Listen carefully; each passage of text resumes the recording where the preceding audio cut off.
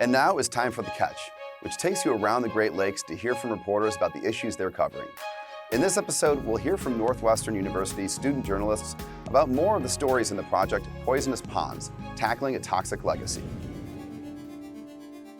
In Dresden, New York, recent Medill journalism grad Shruti Gopalakrishnan has a story about a Bitcoin mining operation on the shores of Seneca Lake.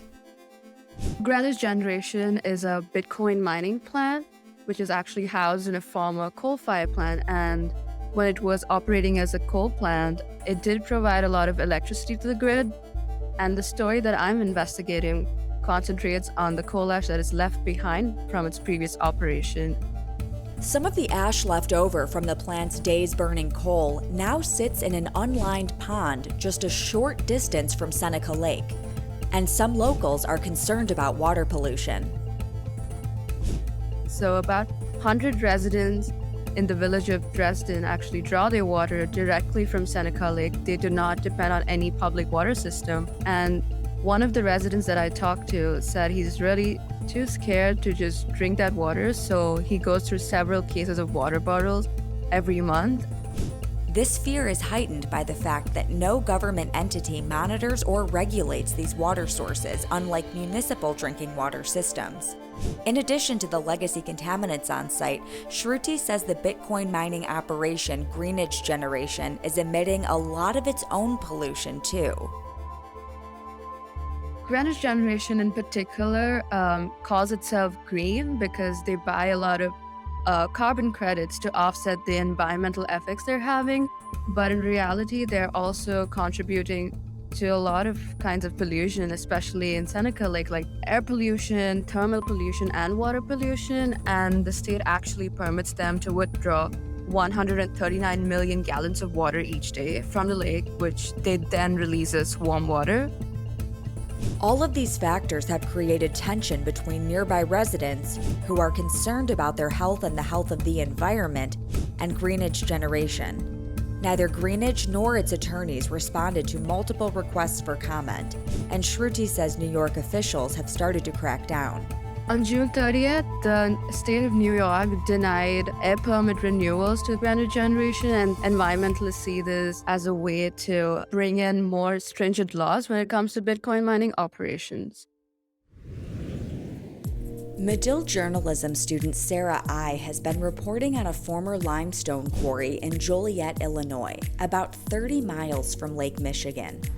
Owned by energy company NRG, the quarry holds more than 6 million tons of coal ash. And that coal ash has been contaminating residents' private drinking water wells, which is where they get their drinking water. So environmental lawyers, activists, and residents are pushing for this coal ash to be completely removed from the quarry and transported to a safer landfill. But whether that will happen remains to be seen. Recently, NRG has proposed capping the unlined quarry and leaving the ash where it is, a procedure known as closure in place. Some say that could contaminate nearby groundwater. Because the particulate matter is so small and the chemicals are so small, it's very hard to see whether your water is actually contaminated. However, in our analysis of a lot of the energy companies' documents and submissions to the EPA, there were several exceedances of chemicals beyond EPA's safety health thresholds. For some, these exceedances mean the coal ash should be removed from the site. But according to NRG spokesman Dave Schrader, closure in place provides both short and long-term protection to groundwater and surface water resources, along with ensuring overall protection to public health, welfare, and safety. It's a battle that will continue in the coming months and in the coming years. So even though there are signs and glimmers of hope, there's definitely still work to be done on the ground. Sarah says she was drawn to the story of Joliet because of its complexity. I think it's really important to shine a light on the ways that energy companies have skirted EPA regulations and state regulations for years and years and years, and also the fight that environmental groups on the ground and residents and environmental lawyers have taken to these energy companies to try to find a solution and make a difference. In Chicago, recent Medill journalism grad Diana Lean is one of several students who worked on a story that provides a national overview of the complications around coal ash regulation. Coal ash has been produced during the coal burning process for many, many decades at the coal plants in the country, and it's been disposed of in the ground. Some of it has been scattered along land around the sites.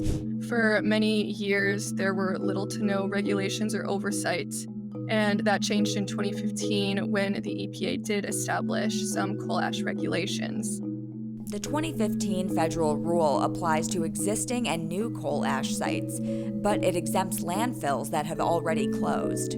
So at the moment, there's a lot of coal ash in the ground that previously wasn't subject to regulations, still potentially might not be subject to regulations if it's some of that legacy ash, which is kind of up in the air regulatorily speaking. And companies' sites don't want to have to excavate all of this coal ash or undertake these massive cleanup efforts that cost a lot of money.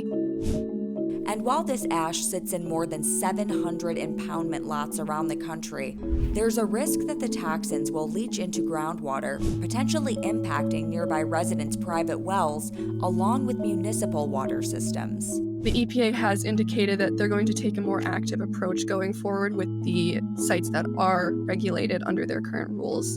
And they indicated this in January when they released some denials of some extension requests from sites for when they would have to stop adding coal ash to unlined impoundments. So that was one of their first steps. And then on the state level, their own environmental agencies are approaching the coal ash issue in very different ways.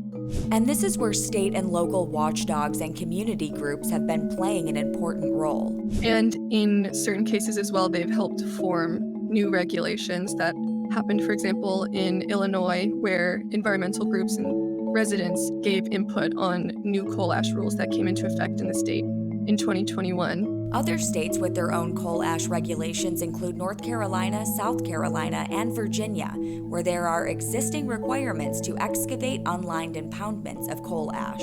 Then on the other hand, there's states such as Indiana, where they're really just going to meet federal regulations, and that seems to be it for the time being. So it's a bit all over the place and a bit of a question, but there should be some action on the front within the next months and years. At Great Lakes Now, we aim to cover the Great Lakes region and the people who live here, like you.